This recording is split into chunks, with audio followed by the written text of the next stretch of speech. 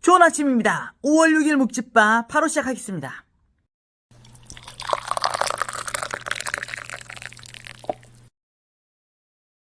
오늘은 고린도전서 4장 1절에서 2절 말씀으로 함께 묵상하도록 하겠습니다. 사람이 마땅히 우리를 그리스도의 일꾼이요 하나님의 비밀을 맡은 자로 여길지어다. 그리고 맡은 자들에게 구할 것은 충성이니라. 맡은 자들에게 구할 것은 충성이니라. 이 말씀은 우리가 많이 들어본 말씀인 것 같습니다. 설교 시간에도 많이 인용을 하고 특히 봉사자들에게 많이 이야기하고 있는 말씀 중에 하나죠. 교회 안에서 너 열심히 봉사해, 이러한 의미로 우리가 읽고 있는 말씀입니다. 그런데 이 말씀은 고린도전서 전체 문맥 속에서 살펴볼 때에 특히 이 말씀과 연결되어져 있는 4장 1절과 함께 읽어본다면 바울이 조금 다른 의미로 이야기하고 있다는 것을 알 수 있습니다. 우리가 4장 1절 말씀을 잘 이해하기 위해서는 이 4장 1절 말씀 속에 있는 사람, 우리, 그리고 하나님의 비밀이 어떠한 의미인지 먼저 잘 살펴보는 과정이 필요합니다. 바울이 고린도전서를 기록한 여러 이유들 중에 한 가지는 바로 고린도 교회의 분열이었습니다. 당시 고린도 교회는 아볼로파, 바울파, 또 게바파나 그리스도파와 같이 여러 분파로 갈려져서 분열되어져 있었던 상태였습니다. 바울은 고린도 교회를 세웠지만 계속해서 그곳에서 사역했던 것이 아니라 다른 여러 지역을 선교 여행하며 돌아다녔던 순례 사역자였습니다. 다행히 아볼로라고 하는 뛰어난 성경학자가 고린도 교회에 찾아와서 이 교회를 말씀으로 잘 이끌었었습니다. 그런데 문제가 발생했습니다.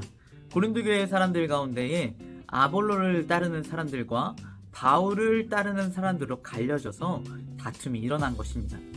이 두 당파에 다 소속되지 못했었던 사람들은 자기들도 가만히 있을 수는 없으니 교회의 최고 사도라고 알려져 있는 베드로, 게바파를 만들고 또 예수의 이름을 빌리는 그리스도파를 만들어서 각자의 분파로 갈려져서 다툼을 일으킨 것입니다.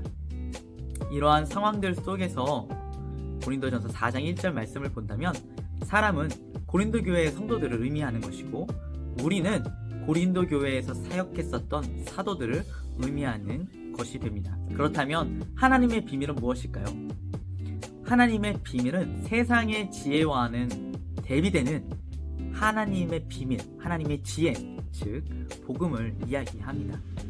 세상의 지혜는 고린도 교회 성도들이 하고 있는 것처럼 내가 더 옳고 내가 더 많은 것을 차지해야 되고 내가 더 높은 자리에 올라가려고 하는 것입니다.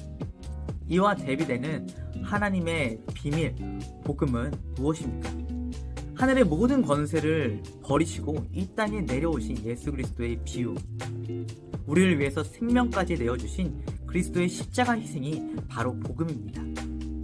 이렇게 본다면 맡은 자들이 구할 것은 충성이다. 이 말은 더 열심히 헌신하고 더 열심히 봉사하라는 의미가 아닙니다. 바울도 아볼로도 게바도 그리고 우리 모두 그리스도의 일꾼에 불과하니 자신의 명예를 추구하고 자신의 자리를 추구하고 사람들의 인기를 추구하면서 살아가지 말고 오직 하나님만을 바라보며 나아가자 라고 이야기하는 것입니다.